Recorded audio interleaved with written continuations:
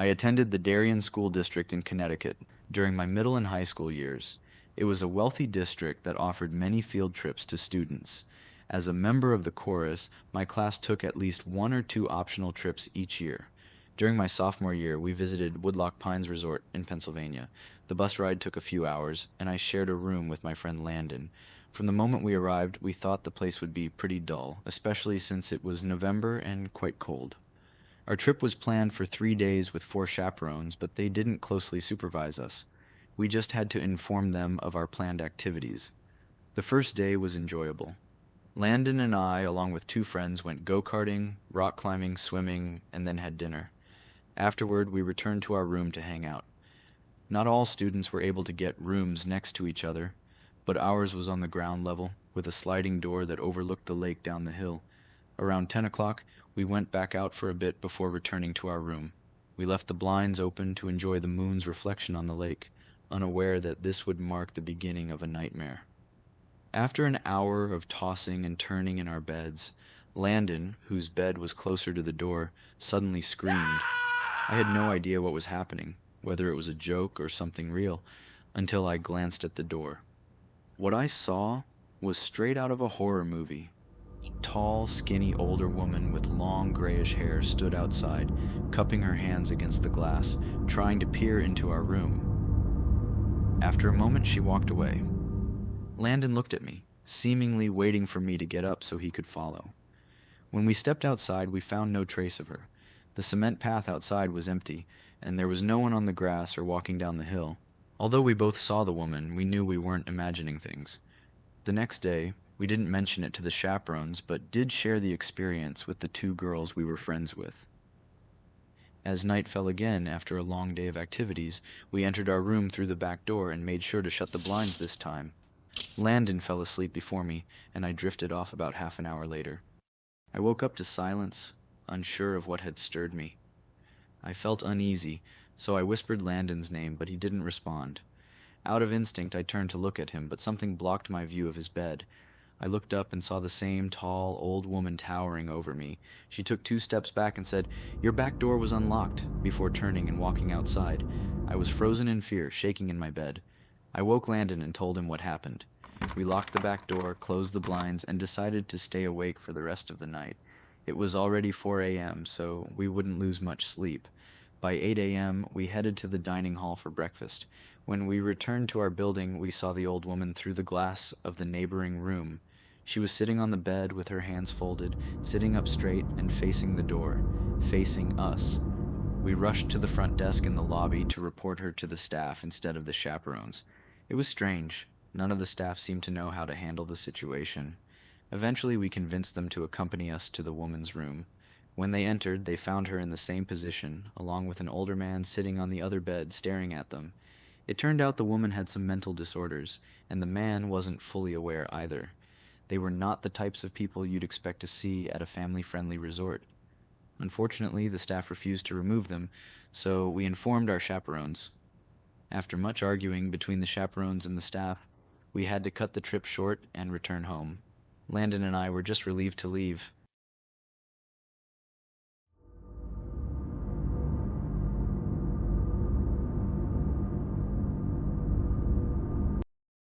In high school, I took a class focused on mysteries and mythology or something like that. I don't quite remember the name. The teacher took us on a field trip to a nearby abandoned village with an unknown history. The village was built in the early 1900s, but seemed to have been quickly abandoned afterward. The bus ride took about 20 minutes, and we were all glued to the windows as we drove down a sketchy-looking road through dense forest. The road led to a clearing where we stepped out onto a path with grass growing through the cracks. The grass around us was almost knee-high, and the tall, archaic brick buildings with boarded-up windows gave off chilling vibes. The teacher lined us up, counted heads, and began to lead the way. The purpose of the trip was to apply the skills we had learned in class to figure out why the village was abandoned. Some buildings had holes in the walls serving as entryways, and there were also holes in the ground next to some buildings, seemingly dug to access their basements. One building in particular caught my attention. It stood taller than the others. While the teacher led the group toward the village church, Ben and I decided to sneak off to explore. We discovered a hole in the ground dug by the back door of the building, which had been sealed off. A ladder led down to the concrete floor below. We exchanged glances, and without hesitation, we climbed down. Ben first, then me. Fortunately, this was around the time when Apple introduced flashlights on their phones, so we had a light source. It was creepy down there. We found a few beer bottles, a graffiti tag on the wall, and dusty wooden planks scattered everywhere. A wooden staircase led up into complete darkness, as all windows and doors had been sealed shut from above. Since we had already entered the building, we figured we might as well go up the stairs too. As I climbed, the creaking of the 100-year-old wood made me feel as though I might fall through each step. Ben followed closely behind. The upper floor was cramped, with many openings leading into smaller rooms. It was so dark that you would never guess it was daytime outside. Just as we were starting to feel uneasy, we heard a noise from one of the tiny rooms, like a heavy rock hitting the concrete floor. Instead of running, we froze, exchanged worried looks, and tiptoed toward the room's entrance. We shined our lights inside and then bolted back down the stairs and up the rusty ladder to safety. Out of breath, we caught up with the group but kept quiet to avoid getting in trouble. One classmate asked what was wrong, and we told him we had snuck into one of the buildings. When we shined our lights into one of the rooms, we saw 3 men standing about 10 feet away, facing us in an unsettling formation, as if they were waiting for us. As we continued following the group, we kept an eye on the tall building we had entered. Before leaving, we spotted a face peering out of one of the higher windows that hadn't been boarded up. We never informed the teacher, fearing repercussions. We were left wondering, were those men homeless? Were they gang members hiding out? Ben freaked me out with his theory that they were ghosts of the village's former residents. The image of those 3 men standing there staring at us still haunts my memory. I may return to that village one day, if only to prove Ben's theory wrong.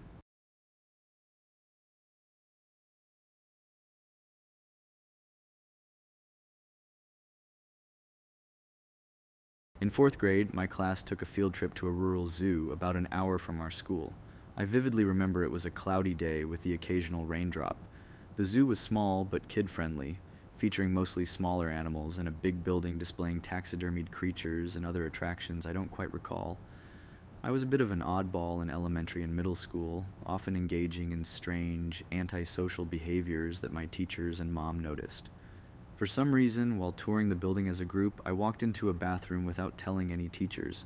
After doing my business and washing my hands, I stepped back into the hallway, but no one was around. I wandered down a hallway we hadn't explored yet, remembering the dim lighting and scarlet-red carpets. My 8-year-old imagination ran wild as I saw the lifeless animals behind the glass displays. Suddenly, I noticed a man hiding behind a stack of chairs. I laughed, thinking he was joking. He emerged from behind the chairs and asked where the group had gone. I replied, "I don't know." He grabbed my hand and told me to follow him. I assumed he was taking me back to the group, but he led me to an exit door that opened to the back of the building near some dumpsters and woods. Once outside, his grip tightened, and he aggressively pulled me into the woods. I didn't scream or cry for help, but my stomach churned with fear. Suddenly, a woman screamed at the top of her lungs. It was one of the teachers on the other side of the fence. The man let go of me and ran into the woods. Moments later, several teachers rushed outside and pulled me back in. They scolded me while also comforting me and called my parents. The field trip was officially over. The owners of the attraction contacted the police, and we all boarded the buses to go home. As my bus left the parking lot, my observant 8-year-old self spotted the man crouching in the woods near the road, hiding behind a branch and watching the buses pass. For some inexplicable reason, I remained silent. Perhaps I was too shy or too shaken to speak. The other kids looked at me strangely for the rest of the ride home, but I didn't care. I just hoped that man never succeeded in abducting an unsuspecting child like me.